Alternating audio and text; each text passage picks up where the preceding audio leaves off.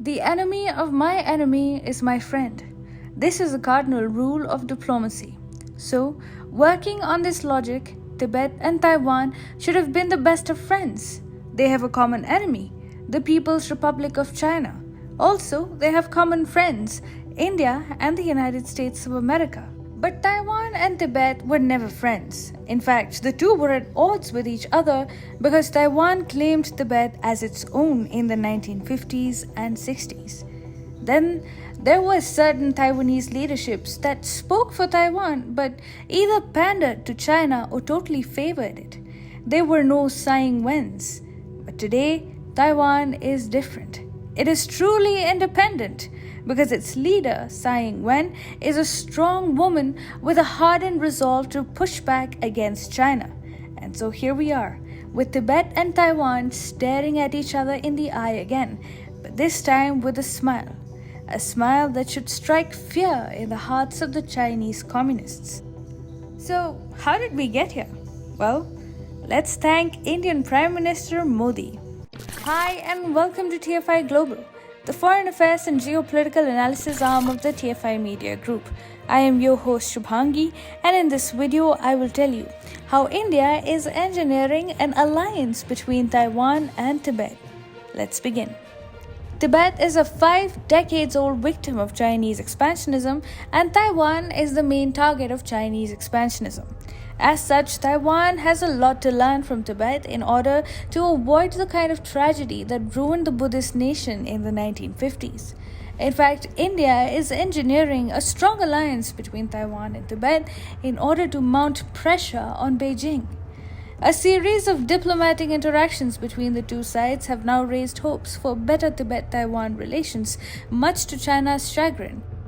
Even at the top level, Tibetan spiritual leader the Dalai Lama and Taiwanese President Tsai Ing-wen have started interacting with each other, which is bringing Taiwan-Tibet relations into the limelight. But it was not always like this. Taiwan and Tibet had a contentious relationship in the 1950s and 1960s. After moving to Taiwan, the Kuomintang had re-established the Mongol and Tibetan Political Affairs Commission. It had enacted a constitutional provision that asserted sovereignty over the Buddhist nation and anguished the Tibetan government in exile in India. On its part, the exiled government condemned KMT's attempts to assert sovereignty over Tibet and also criticized Taiwan's attempts to collaborate with Tibetan anti-Chinese guerrilla group Chushi Gangdruk. Later, the KMT also established another Tibetan cabinet office in 1969, which was perceived as a big challenge to the authority of the exiled government. Under such circumstances, Tibet and Taiwan shared a hostile and contentious relationship. Much of the hostility in Tibet-Taiwan relations died down in the 1980s. As the Tibet issue got internationalized, the US got deeply involved. The Dalai Lama won the Nobel Prize, and Taiwan itself transitioned into a highly democratic nation. Tibet-Taiwan relations started getting normalized. Taiwan's first elected president, Lee Teng-hui, invited the Dalai Lama to visit the island nation in 1992. In 1997, the Dalai Lama visited Taiwan for the first time, and his visit hinted at the beginning of a new friendship between the two nations. As a consequence of the growing proximity, Taiwan recognized the exiled government and established an Office of Tibet in Taiwan. Later, during Chen Shui-bian's presidency in Taiwan, there were some major breakthroughs in the Tibet-Taiwan relationship. Taiwan started giving right of residency to Tibetan immigrants in Taiwan, and exiled Tibetans started getting treated as foreigners instead of Chinese. However, the Tibet-Taiwan relationship was subject to policies and priorities of Taiwanese leaders.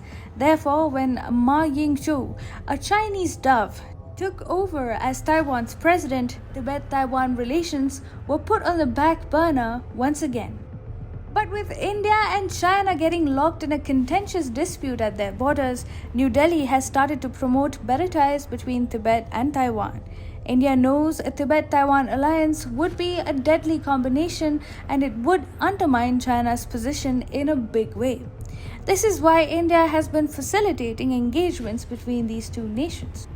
In October, for example, Sikyong Penpat Sering of the Central Tibetan Administration met Taiwanese ambassador to India, Bo Xuan Ger, at his office. The meeting lasted for 1 hour, and the two sides reportedly discussed issues of mutual interest and concern. Meanwhile, there has been top-level engagement between Tibet and Taiwan. Taiwanese President Tsai Ing-wen reportedly wished the Dalai Lama on his 86th birthday earlier this year. She tweeted, "Wishing a very happy 86th birthday to His Holiness the Dalai Lama. Thank you for teaching us the importance of coming together to help one another through this pandemic." In fact, the Dalai Lama and Tsai Ing-wen are becoming collectively popular and gaining traction at an international level. In May this year, posters displaying the Dalai Lama and Tsai Ing-wen appeared in Gaborone, the capital city of Botswana. And this trend is being repeated all over the world.